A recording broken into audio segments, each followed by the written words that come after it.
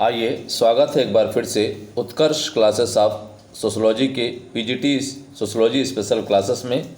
आज हम देखेंगे प्रमुख सामाजिक संस्थाएं के अंतर्गत विवाह पर आधारित यह तीसरा महत्वपूर्ण वीडियो, जिसमें कुल 50 महत्वपूर्ण बहुविकल्पी प्रश्न आपको उपलब्ध करवाए जा रहे हैं। उम्मीद करते हैं ये बहुविकल्पी प्रश्न आपकी परीक्षा के लिए उपयोगी होंगे।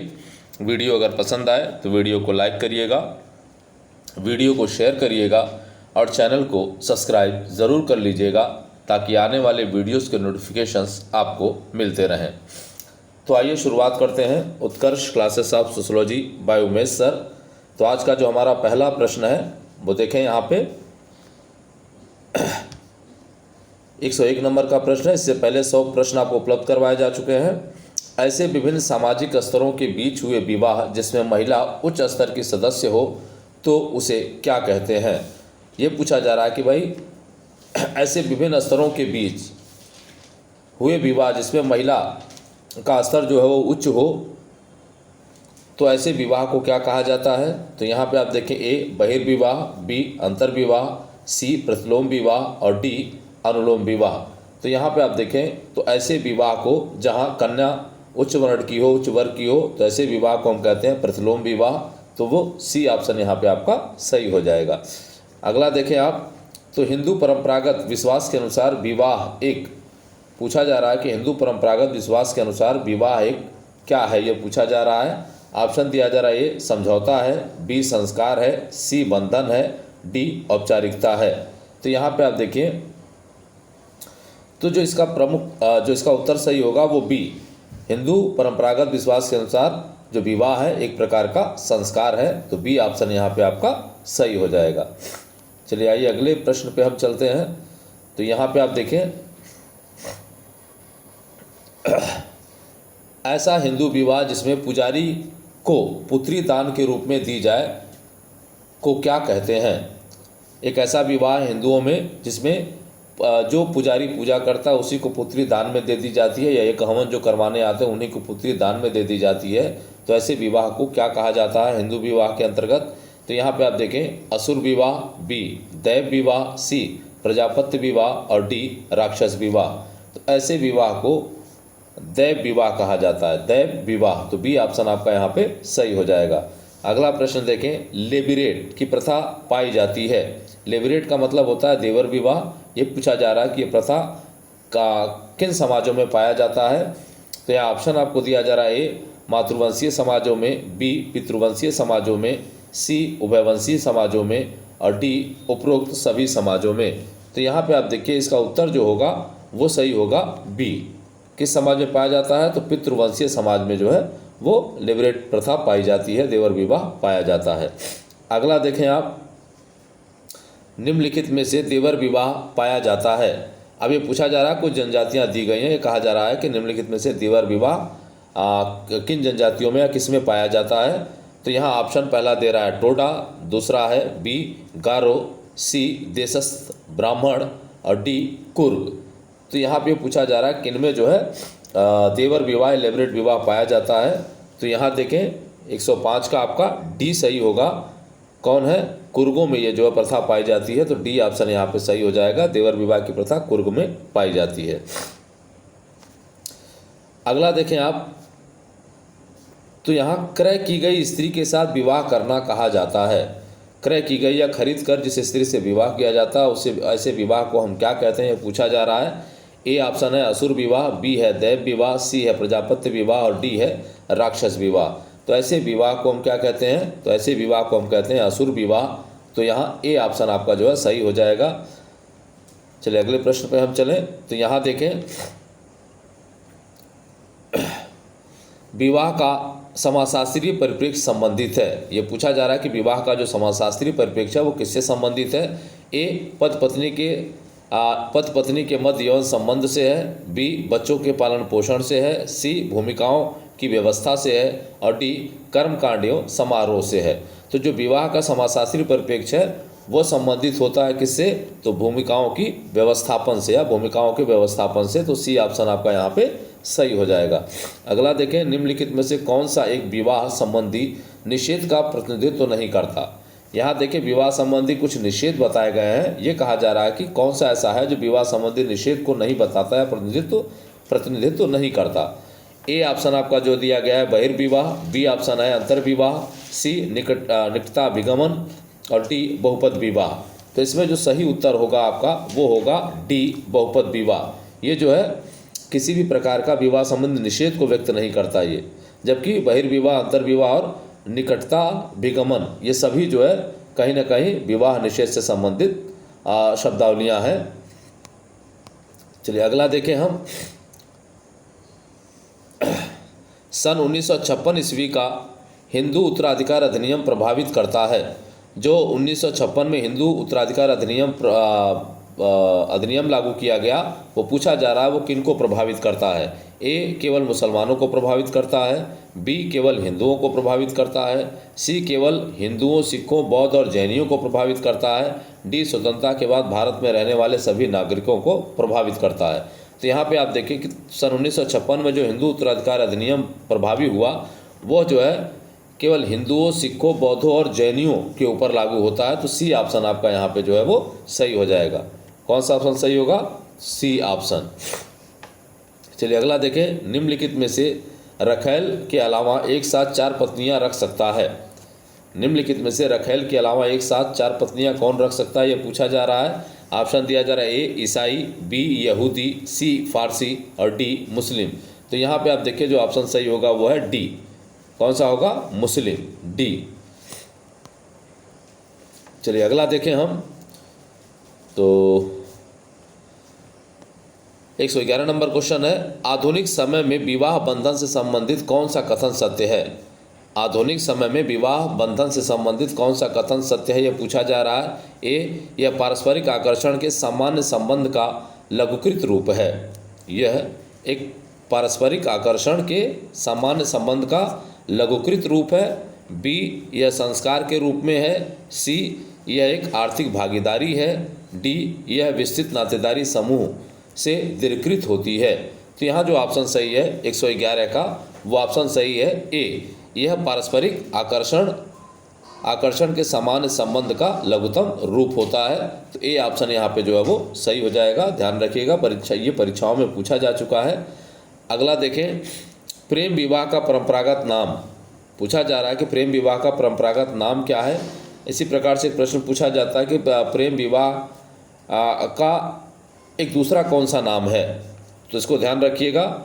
यहाँ देखें, ए हरण विवाह, बी दैव विवाह, सी गंधर्व विवाह और डी अनुलोम विवाह। तो जो है प्रेम विवाह को क्या कहा जाता है? अनुलोम विवाह कहा जाता है। तो सी ऑप्शन यहाँ पे जो है वो सही हो जाएगा। अगला देखें आप। तो जब एक उच्च जाति की लड़की, ये कहा जा रहा है कि जब एक उच्च जाति की लड़की अपने से निम्न जाति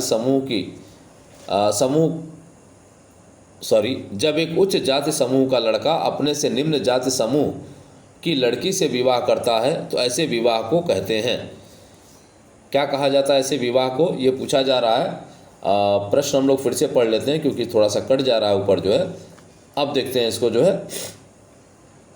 जब एक उच्च जाति का लड़का अपने से निम्न जाति समूह की लड़की से विवाह करता है तो ऐसे विवाह को कहते हैं। क्या कहते हैं ऐसे विवाह को? तो ए बहिर्विवाह, बी अंतर्विवाह, सी प्रतिलोम विवाह और डी अनुलोम विवाह। यहाँ लड़का क्या कर रहा है? अपने से निम्न समूह की लड़की से विवाह कर रहा है, इस वजह से ये होगा अनुलोम विवाह।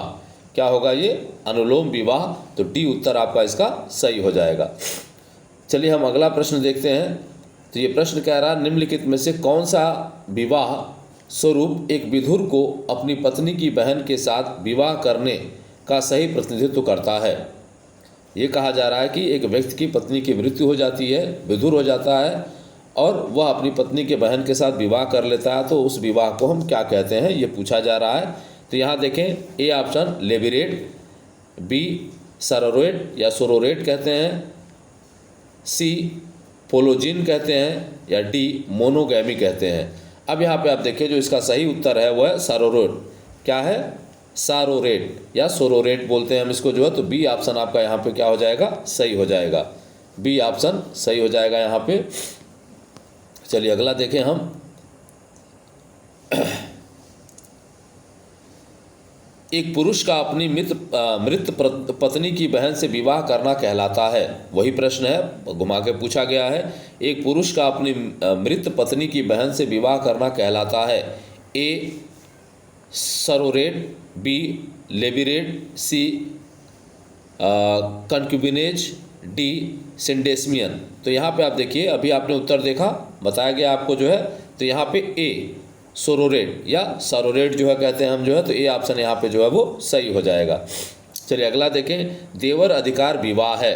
देवर अधिकार विवाह है किस प्रकार का विवाह है भाई, ये पूछा जा रहा है। ए बहन की पुत्री के साथ विवाह, बी भाई की पुत्री के साथ विवाह, सी ममेरे फुफेरे भाई बहनों के बीच विवाह, डी दिवंगत पति के भाई के साथ विवाह। तो देवर विवाह क्या कहलाता है, दिवंगत पति के भाई के साथ विवाह जो है या देवर विवाह अधिकार कहलाता है।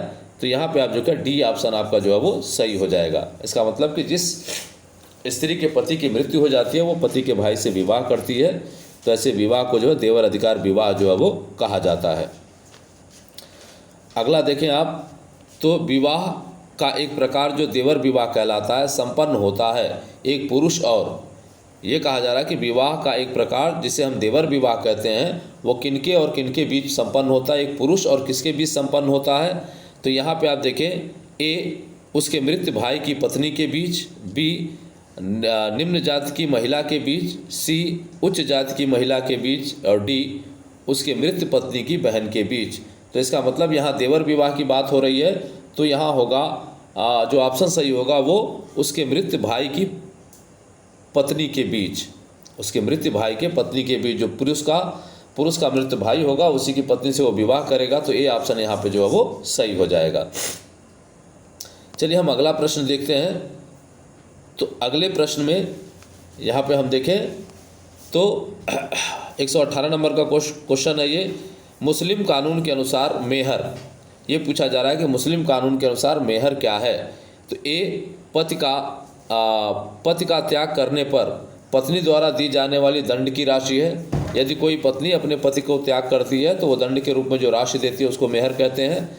बी विवाह संपन्न करने हेतु काजी को दी जाने वाली राशि, इसका मतलब कि विवाह संपन्न करने के दौरान काजी को जो राशि दी जाती है उसको मेहर कहा जाता है। सी विवाह के समय निर्धारित की जाने वाली वह राशि जो विवाह विच्छेद की स्थिति में दुल्हन को दी जाती है, ये कहलाती है। या डी देखें, पत्नी के साथ दुर्व्यवहार करने पर समुदाय को दी जाने वाली दंड के रूप में राशि है। तो इसका जो ऑप्शन सही है वो ऑप्शन जो है आपका सी सही है। सी ऑप्शन आपका यहाँ पे सही हो जाएगा। और वो सी ऑप्शन क्या है, विवाह के समय निर्धारित की जाने वाली वह राशि जो विवाह विच्छेद की स्थिति में दुल्हन को दी जाती है, इसी को जो है मुस्लिम कानून के अनुसार मेहर के रूप में परिभाषित किया गया है। तो ये ऑप्शन कौन सा सही हो जाएगा, तो यहाँ सी ऑप्शन जो है वो सही हो जाएगा। अगला क्वेश्चन आप देखें, निम्नलिखित में से जीवन साथी चुनने की कौन सी पद्धति जनजातियों में नहीं पाई जाती। अब यहाँ देखें, जनजातियों में कुल 8 पद्धतियाँ पाई जाती हैं जीवन साथी चुनने के लिए। उन 8 में से पूछा जा रहा है कि कौन सी पद्धति इसमें नहीं पाई जाती, 4 दिया गया है। तो यहाँ पे आप देखिए, पहला है ए सेवा विवाह, बी न्यायिक विवाह, सी हरण विवाह और डी परिवीक्षा विवाह। तो यहाँ देखें, जनजातियों में जो है सेवा विवाह भी पाया जाता है, हरण विवाह भी पाया जाता है, परिवीक्षा विवाह भी पाया जाता है, लेकिन न्यायिक विवाह नहीं पाया जाता। तो बी ऑप्शन आपका यहाँ पे सही हो जाएगा। चलिए अगला देखिए, तो यहाँ हम देखते हैं, निम्नलिखित में से किस स्थिति को स्वस्त्रीक बहुपत्नी प्रथा कहा जाता है। निम्नलिखित में से किस स्थिति को स्वस्त्रीक बहुपत्नी प्रथा कहा जाता है। ए एक पुरुष का अपनी बहन की पुत्री से विवाह, बी पति की मृत्यु के पश्चात एक महिला का पति के भाई के साथ विवाह, सी एक पुरुष का अपनी बहन के पति की बहन के साथ विवाह, और डी अनेक बहनों का एक पुरुष से विवाह। तो इसका जो उत्तर है स्वस्त्रीक बहुपत्नी प्रथा जो है वो है डी ऑप्शन यहाँ पे सही होगा। अनेक बहनों का एक पुरुष के साथ विवाह कर लेना जो है क्या कहलाता है, स्वस्त्रीक बहुपत्नी प्रथा। अगला देखें आप, तो विलिंग सहोदर विवाह का तात्पर्य है। विलिंग सहोदर विवाह का तात्पर्य है, तो यहाँ ऑप्शन ए दंपति स्वजनों के साथ विवाह, दंपति स्वजनों के साथ विवाह, बी विषमलिंगी सहोदरों के बच्चों के मध्य विवाह, सी समलिंगी सहोदरों के बच्चों के मध्य विवाह, और डी मातृ संबंधी नातेदारों का आपस में विवाह। तो इसका जो सही उत्तर है वो है विषम लिंगी सहोदरों के बच्चों के बीच विवाह। तो यहाँ जो है आपका बी ऑप्शन जो है वो सही हो जाएगा। तो बी ऑप्शन यहाँ पे टिक लगाएंगे आप। अगला देखें आप जो है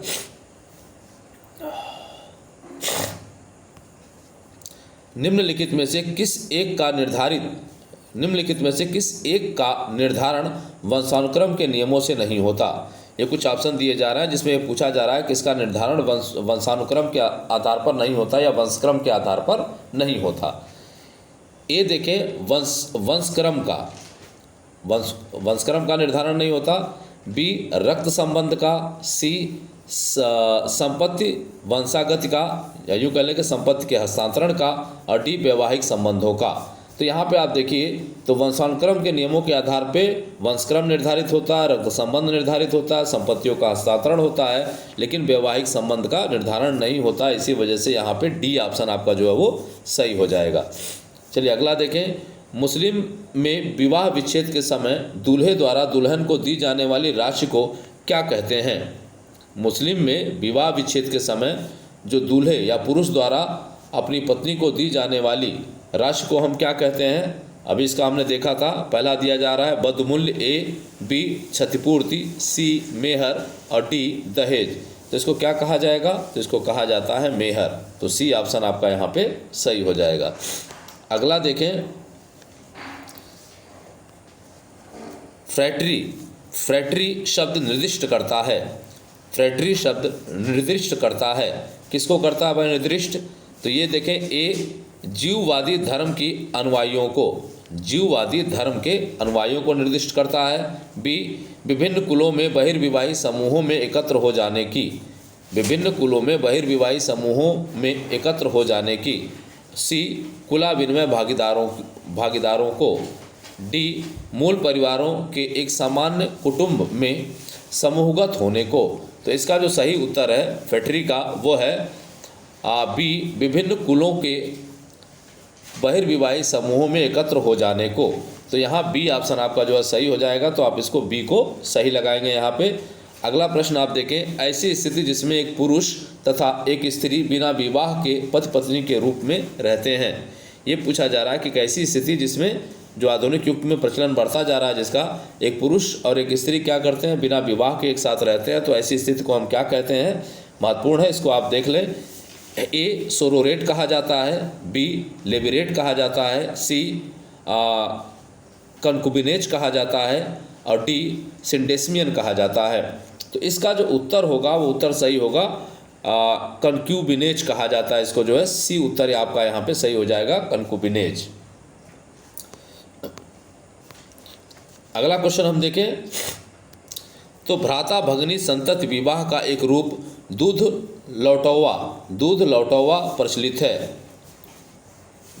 ये कहा जा रहा है कि भ्राता भगनी संतति विवाह का एक रूप दूध लौटौवा प्रचलित है। कहाँ प्रचलित है ये। ए ऑप्शन दिया जा रहा है उड़ीसा के संथालों में, बी मध्य प्रदेश के गोणों में, सी राजस्थान के भीलों में और डी छोटे नागपुर के मुंडाओं में। तो ये जो 126 नंबर के प्रश्न का उत्तर है वो है बी। कहाँ पे पाया जाता है ये, तो मध्य प्रदेश के गोणों में जो है दूध लौटावा प्रथा जो है वो पाई जाती है।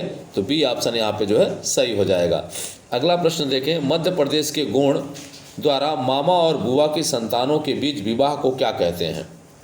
मध्य प्रदेश के गोण द्वारा मामा और बुआ की संतानों के बीच विवाह को हम क्या कहते हैं, ये पूछा जा रहा है। तो यहाँ देखें, ए घी लौटौवा, बी पानी लौटौवा, सी शहद लौटौवा और डी दूध लौटौवा। तो अभी पहला इसके ऊपर का उत्तर हमने देखा था, प्रश्न देखा था। तो यहाँ देखें डी ऑप्शन सही हो जाएगा। क्या कहलाता है, दूध लौटौवा। तो डी ऑप्शन आपका यहाँ पे सही हो गया। अगला प्रश्न आप देखें तो यहाँ पे निम्नलिखित में से किसमें माँ के भाई के साथ विवाह का प्रचलन पाया जाता है। निम्नलिखित में से किसमें माँ के भाई अर्थात मामा के साथ विवाह का प्रचलन पाया जाता है। ए कर्नाटक के देशस्थ ब्राह्मण में, बी देहरादून के जौनसार बाबर में, सी केरल के नायर में और डी दक्षिण भारत के तियान में। तो किसमें पाया जाता है। तो यहाँ देखें 128 का जो क्वेश्चन है वो उत्तर सही होता है ए क्या है, कर्नाटक के देशस्थ ब्राह्मण में। तो ए ऑप्शन आपका यहाँ पे सही हो जाएगा। अगला देखें आप, तो निम्नलिखित में से किस समुदाय में पिता के बहन की पुत्री के साथ विवाह की अनुमति है। ये कहा जा रहा है कि किस समुदाय में पिता की बहन की पुत्री के साथ विवाह की अनुमति है। तो यहाँ पे आप देखें, ए दक्षिणी महाराष्ट्र के मराठों तथा मैसूर के ओकालिंगों में, बी संपूर्ण महाराष्ट्र के मराठों में, सी उत्तरी महाराष्ट्र के कुर्गों तथा मराठों में, और डी सिर्फ कुर्गों में। तो यहाँ पे आप 4 ऑप्शन दिए गए हैं। ये कहा जा रहा है कि कहाँ पिता की बहन की पुत्री के साथ विवाह की अनुमति प्रदान की जाती है। तो यहाँ पे आप देखें तो सी, कौन सा ऑप्शन सही है, सी उत्तरी महाराष्ट्र के कुर्गों तथा मराठों में। तो उत्तर सी यहाँ पे आपका सही हो जाएगा। अगला देखें आप, तो जो विवाह सदैव एक निश्चित समूह के संबंधों के बाहर होता है, जो विवाह सदैव एक निश्चित समूह के संबंधों के बाहर होता है उसे कहते हैं, क्या कहते हैं भाई उसे, ए अनुलोम विवाह कहते हैं, बी प्रतिलोम विवाह कहते हैं, सी अंतर विवाह कहते हैं, या डी बहिर्विवाह कहते हैं। तो यहाँ पे सही उत्तर होगा डी, क्या होगा, बहिर्विवाह कहते हैं, डी बहिर्विवाह। अगला क्वेश्चन हम देखें, निम्नलिखित में से कौन सी जनजातियों में बहुपद प्रथा का चलन था। निम्नलिखित में से कौन सी जनजातियों में बहुपद प्रथा का चलन था, ये पूछा जा रहा है। ए टोडा, कोटा, खासा, भील और गोंड, बी टोंडा, कोटा, खासा और भील, सी दिया जा रहा है टोडा, कोटा और खासा, और डी दिया जा रहा है केवल टोंडा में। तो यहाँ पे आप देखिए कि वह जनजातियाँ जिनमें बहुपद प्रथा का जो प्रचलन है वह जनजातियाँ हैं टोडा, कोटा और खासा। टोडा, कोटा और खासा ये जनजातियाँ हैं। तो सी ऑप्शन आपका सही हो जाएगा। इनमें बहुपद विवाह पाया जाता है जो है, तो ये बहुपद प्रथा का चलन इनमें पाया जाता है, किसमें, टोडा, कोटा और खासा में। याद रखिएगा, पूछ लेता है अक्सर जो है। अगला देखें आप, तो मुस्लिम समाज में तलाक पाने वाली स्त्री के 3 मासिक धर्म तुहर के बीच की अवधि जिसे पूरा करने के बाद ही वो पुनर्विवाह कर सकती है, क्या कहते हैं। इसका मतलब है कि मुस्लिम समाज में तलाक पाने वाली स्त्री के 3 मासिक धर्मों के बीच, जिसको तुहर कहा जाता है, के बीच की अवधि को क्या कहा जाता है। ए इद्दत काल, बी हलाला, सी निकाह और डी खतना। तो इसको कहा जाता है इद्दत काल। क्या कहा जाता है, इद्दत काल। तो ए ऑप्शन आपका जो है यहाँ पे सही हो जाएगा। चलिए अगला क्वेश्चन हम देखें।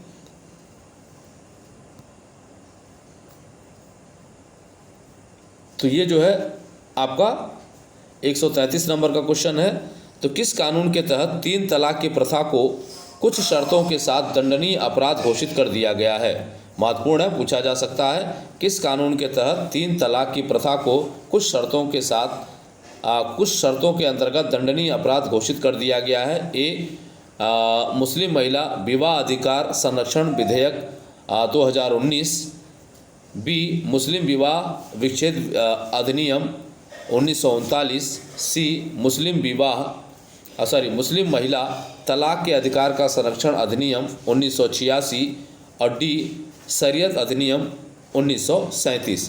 तो इसका जो उत्तर है वो उत्तर सही होगा ए मुस्लिम महिला विवाह अधिकार संरक्षण विधेयक जो है, जो 2019 में पारित हुआ, उसी के अंतर्गत जो है दंडनीय अपराध घोषित किया गया है तलाक को कुछ शर्तों के साथ। तो ये प्रश्न महत्वपूर्ण है, इसको ध्यान में रखिएगा आप लोग।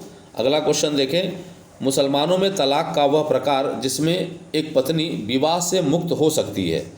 मुसलमानों में तलाक का वह प्रकार जिसमें एक पत्नी विवाह से मुक्त हो सकती है यदि वह पति को क्षतिपूर्ति दे, मेहर की राशि ना ले। इसमें पति की सहमति होनी आवश्यक होती है। तो ये पूछा जा रहा है कि किस प्रकार का तलाक है। तो यहाँ ए दिया जा रहा है इला, बी जीहर, सी खुला और डी मुबारत। डी मुबारत है।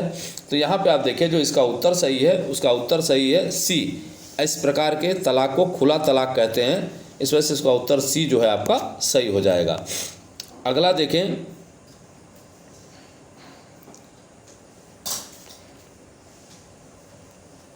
135 नंबर का क्वेश्चन, मुस्लिम समाज में तलाक का वह प्रकार जिसमें दोनों पक्ष परस्पर सहमति से विवाह विच्छेद करते हैं तथा किसी पक्ष दूसरे पक्ष को क्षतिपूर्ति नहीं देनी होती। किसी पक्ष को, यहाँ को होना चाहिए था, गलत हो गया, दूसरे पक्ष को क्षतिपूर्ति नहीं देनी होती, तो यहाँ को लगा लेंगे आप जो है।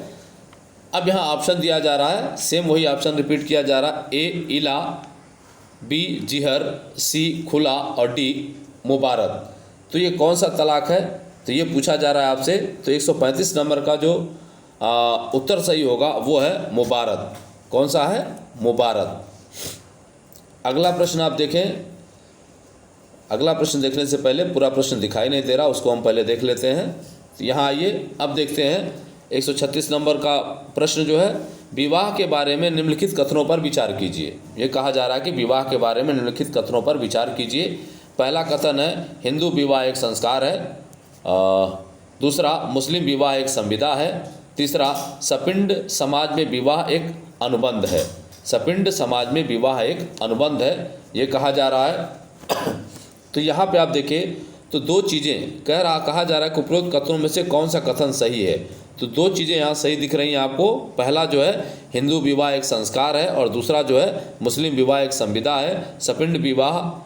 सपिंड समाज में विवाह एक अनुबंध है, ये क्या है? ये गलत है, ये गलत हो गया आपका। ये जो है सही हो गया आपका, ये सही हो गया। इसका मतलब कि 1 और 2 सही है, तो जहाँ जिस ऑप्शन में 1 और 2 होगा वो ऑप्शन आपका सही होगा। तो सी ऑप्शन आपका यहाँ पे सही हो जाएगा, 1 और 2 दिया गया है। अगला देखें आप जो है, प्रश्न आ गया अगला आपके सामने। रॉबिन फॉक्स ने विवाह के निम्नलिखित उद्देश्यों में से किस उद्देश्य का उल्लेख नहीं किया है? ध्यान दीजिएगा, नहीं किया है। रॉबिन फॉक्स ने विवाह के निम्नलिखित उद्देश्यों में से किस उद्देश्य का उल्लेख नहीं किया है? तो ऑप्शन ए वैध यौन संतुष्टि, बी संस्कृति की रक्षा, सी भावनात्मक संतुष्टि और डी प्राणीशास्त्रीय उद्देश्य। किसका उल्लेख नहीं किया इन्होंने, रॉबिन फॉक्स ने? तो रॉबिन फॉक्स ने विवाह के 3 प्रकार के उद्देश्यों का उल्लेख किया है, जिसमें वैध यौन संतुष्टि की बात करते हैं ये, बी संस्कृति की रक्षा की बात करते हैं और सी भावनात्मक संतुष्टि की बात करते हैं। ये जो है प्राणीशास्त्रीय उद्देश्य की बात नहीं करते। तो डी ऑप्शन यहाँ पे सही हो जाएगा, क्योंकि इसका उल्लेख रॉबिन फॉक्स ने नहीं किया है। चलिए अगला प्रश्न हम देखें। तो मेलिनोवस्की ने विवाह के निम्नलिखित उद्देश्यों में से किस उद्देश्य का उल्लेख नहीं किया है? मेलिनोवस्की के बारे में पूछा जा रहा है कि जो है विवाह के उद्देश्य इन्होंने भी बताए हैं, लेकिन ये कहा जा रहा है किस उद्देश्य का उल्लेख इनके द्वारा नहीं किया गया है। तो ए देखें प्राणीशास्त्रीय उद्देश्य, बी आर्थिक उद्देश्य, सी सांस्कृतिक उद्देश्य और डी मनोवैज्ञानिक उद्देश्य। तो यहाँ पे आप देखें तो मेलिनोवस्की द्वारा जो है विवाह के आर्थिक उद्देश्यों का उल्लेख नहीं किया गया है। 3 उद्देश्यों का उल्लेख इन्होंने भी किया है, जिसमें प्राणीशास्त्रीय उद्देश्य बताया इन्होंने, सांस्कृतिक उद्देश्य बताया इन्होंने, मनोवैज्ञानिक उद्देश्य बताया, लेकिन इन्होंने आर्थिक उद्देश्य नहीं बताया है। तो यहाँ पे बी ऑप्शन आपका जो है वो सही हो जाएगा। अगला देखें आप, निम्नलिखित में से किस सामाजिक समूह में विवाह के रूप में परिदर्शक पति प्रथा का पालन होता है? निम्नलिखित में से किस सामाजिक समूह में विवाह के रूप में परिदर्शक पति प्रथा का पालन होता है? अब यहाँ पे आप देखें ऑप्शन दिया जा रहा है आपको, ए भील, बी नायर, सी नागा, डी संथाल। तो यहाँ पे आप देखिए तो किसमें पालन होता है? तो यहाँ देखें नायर सामाजिक समूह में विवाह के रूप में परिदर्शक पति प्रथा का जो प्रचलन है वो किसमें है? तो नायरों में पाया जाता है। तो बी ऑप्शन इसका सही होगा। आप जो है बी को सही लगाएंगे। महत्वपूर्ण प्रश्न है, याद रखिएगा आप इसको जो है। अगला देखें, पारंपरिक हिंदू कानून के अनुसार अपहरण द्वारा विवाह को क्या कहा जाता है? पारंपरिक हिंदू विवाह के अनुसार अपहरण द्वारा किसी स्त्री का अपहरण करके, लड़की का अपहरण करके उससे विवाह करना क्या कहलाता है? किस प्रकार का विवाह कहलाता है? ए गंधर्व विवाह, बी असुर विवाह, सी दैव विवाह और डी राक्षस विवाह। तो यहाँ पे आप देखिए तो डी ऑप्शन आपका सही हो जाएगा। क्या कहलाता है? ये राक्षस विवाह कहलाता है। अगला देखें आप, कनिष्ठ देवर विवाह निम्नलिखित में से किन जनजातियों में पाया जाता है? ये कहा जा रहा है कि कनिष्ठ देवर विवाह, इसका मतलब है कि अपने पति के छोटे भाई से विवाह किन जनजातियों में पाया जाता है? ए थारू, बी भील, सी ए और बी दोनों और डी उक्त में से कोई नहीं। तो यहाँ पे आप देखिए, तो ये प्रथा जो पाई जाती है वो थारू और भील दोनों में पाई जाती है, इस वजह से सी ऑप्शन आपका यहाँ पे सही हो जाएगा। ये थारू में भी ये प्रथा है कनिष्ठ देवर विवाह का, और भील में भी ये प्रथा पाई जाती है, तो ए और बी दोनों सही हो जाएंगे। अगला प्रश्न हम देखें तो ज्येष्ठ देवर विवाह निम्नलिखित में से किन जनजातियों में पाया जाता है। अब कुछ जनजातियों में ऐसा भी होता है कि पति के बड़े भाई से भी विवाह संबंध स्थापित किए जाते हैं, तो इस प्रकार के विवाह कहाँ पाए जाते हैं ये पूछा जा रहा है। ऑप्शन ए दिया जा रहा है खरिया, बी दिया जा रहा है खस, सी दिया जा रहा है ए और बी दोनों, और डी है उक्त में से कोई नहीं। तो यहाँ पे आप देखिए, तो यहाँ भी जो है आप देखें तो ऑप्शन ए खरिया और बी खस दोनों सही है। इसका मतलब कि सी ऑप्शन आपका सही हो जाएगा। खरिया और खस दोनों में जो है ज्येष्ठ देवर विवाह जो है वो पाया जाता है, प्रचलन है यहाँ पे जो है। अगला देखें आप, उद्विकास की निम्नलिखित अवस्थाओं पर विचार कीजिए। ये कहा जा रहा है कि उद्विकास की निम्नलिखित अवस्थाओं पर विचार कीजिए, और ये उद्विकास किसके बारे में दिया गया है, तो विवाह के बारे में दिया जा रहा है। पहला कहा जा रहा है एक विवाह, दूसरा है बहुपत्नी विवाह, तीसरा है बहुपत विवाह, चौथा है सुषंद संभोग, चौथा सुषंद संभोग दिया गया है। अब ये कहा जा रहा है कि सार्वभौमिक रूप से उद्विकास का सही क्रम क्या है। ये कहा जा रहा है कि सार्वभौमिक रूप से उद्विकास का सही क्रम क्या है। तो यहाँ पे आप देखिए, तो सही क्रम जो है वो निर्धारित होता है स्वच्छंद संभोग, सबसे पहले आता है क्या, स्वच्छंद संभोग, उसके बाद 4 आएगा, उसके बाद 3 आएगा, बहुपद विवाह आएगा, स्वच्छंद संभोग के बाद जो उद्विकास हुआ बहुपद हुआ, बहुपद से फिर बहुपत्नी की तरफ गया, बहुपत्नी से फिर एक विवाह की तरफ गया। इसका मतलब कि जो क्रम है इसका वो है 4 3 2 1। अब हम यहाँ देखें अपने, तो यहाँ ए ऑप्शन में 1 2 3 4 दिया जा रहा है, नहीं सही है। यहाँ बी ऑप्शन में देखें तो 4 3 2 1 दिया जा रहा है, इसका मतलब कि बी ऑप्शन आपका क्या हो गया, यहाँ पे सही हो गया, बी ऑप्शन यही सही क्रम है इसका जो है। चलिए अगला क्वेश्चन हम देखें। अगला क्वेश्चन हम देखें तो यहाँ पे किस विचारक ने विवाह को एक सामाजिक संस्था के अतिरिक्त एक आर्थिक संस्था भी माना है। एक पूछा जा रहा है कि कौन सा ऐसा विचारक है जो विवाह को एक सामाजिक संस्था तो मानता ही है, साथ में साथ वह आर्थिक संस्था भी मानता है। यहाँ दिया जा रहा है A Lucy Mair, B Rivers, C Westermarck और डी जॉनसन। तो कौन मानता है इसको, तो यहाँ पे आप देखिए मानता है वेस्टरमार्क। कौन मानता है, वेस्टरमार्क। तो सी ऑप्शन आपका यहाँ पे सही हो जाएगा। अगला देखें, हिंदू विवाह अधिनियम 1955 के अंतर्गत सपिंड विवाह के लिए माता के पक्ष से कितनी पीढ़ियों का निषेध किया गया है। ये पूछा जा रहा है कि हिंदू विवाह अधिनियम 1955 के अंतर्गत सपिंड विवाह जो निषेध किया गया है कानूनन, वो माता के पक्ष से कितनी पीढ़ियों तक का किया गया है।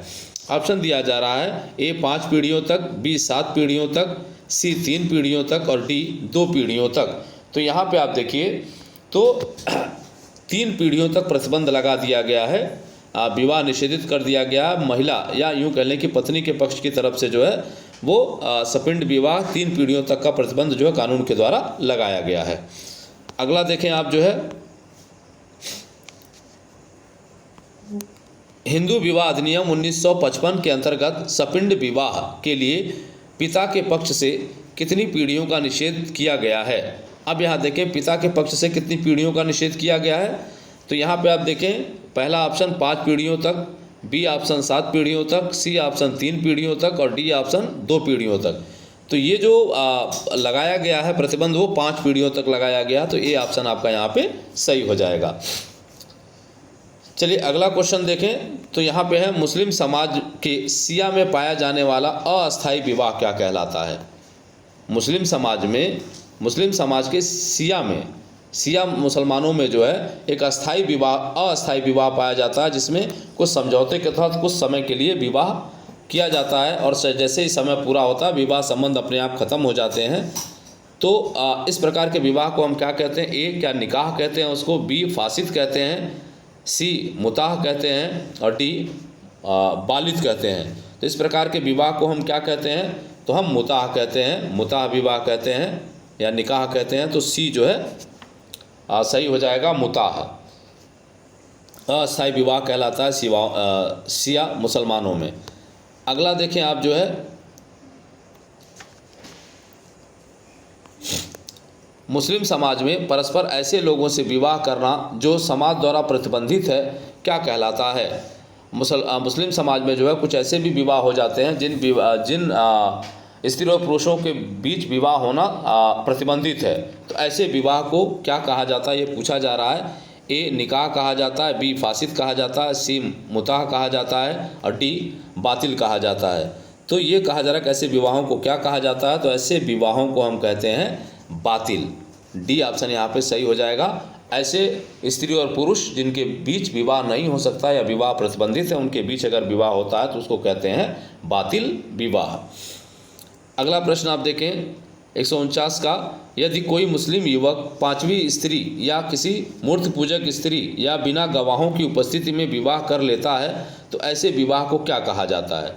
इसका मतलब है कि एक मुस्लिम युवक अगर किसी ऐसे स्त्री से विवाह कर लेता है जो मूर्ति पूजक हैं, या उदाहरण के लिए लें हिंदू स्त्री से विवाह कर लेता है, या बिना गवाहों के ही विवाह कर लेता है, या जो है विवाह कर लेता है, तो ऐसे विवाह को हम क्या कहते हैं, किस प्रकार का विवाह माना जाता है। ये मुस्लिम समाज के अंतर्गत ए निकाह माना जाता है, बी फासिद माना जाता है, सी मुताह माना जाता है, या डी बातिल माना जाता है। तो यहाँ पे आप देखिए क्या माना जाएगा, यहाँ पे माना जाता है तो फासिद विवाह माना जाता है। क्या माना जाता है, फासिद विवाह। तो बी ऑप्शन यहाँ पे आपका सही हो जाएगा। चलिए आज का जो हमारा अंतिम प्रश्न है वो हम देखते हैं। तो ये है मुस्लिम समाज में मौखिक तलाक के प्रकार हैं। ये कहा जा रहा है कि मुस्लिम समाज में मौखिक तलाक के कितने प्रकार हैं, प्रकार हैं ये पूछा जा रहा है। तो यहाँ पे आप देखिए कि ऑप्शन दिया जा रहा है ए तलाक ए हसन या तलाक ए हसन, बी तलाक ए अहसन, सी तलाकुल विद्दत और डी उपरोक्त सभी। तो मुस्लिम समाज में जो मौखिक तलाक दिए जाते हैं वो तीनों तलाक हैं, तो उपरोक्त सभी आंसर यहाँ पे जो है वो सही हो जाएगा। इसका मतलब तलाक ए हसन भी, तलाक ए अहसन और तलाकुल विद्दत तीनों जो है मौखिक तलाक की श्रेणी में आते हैं। तो ये ऑप्शन आपके जो है वो सही हो जाएंगे। तो ये आज का आपका वीडियो रहा। उम्मीद करते हैं कि ये वीडियो आपको पसंद आएगा। वीडियो अगर पसंद आए तो वीडियो को लाइक करिएगा, शेयर करिएगा और चैनल को सब्सक्राइब ज़रूर कर लीजिएगा।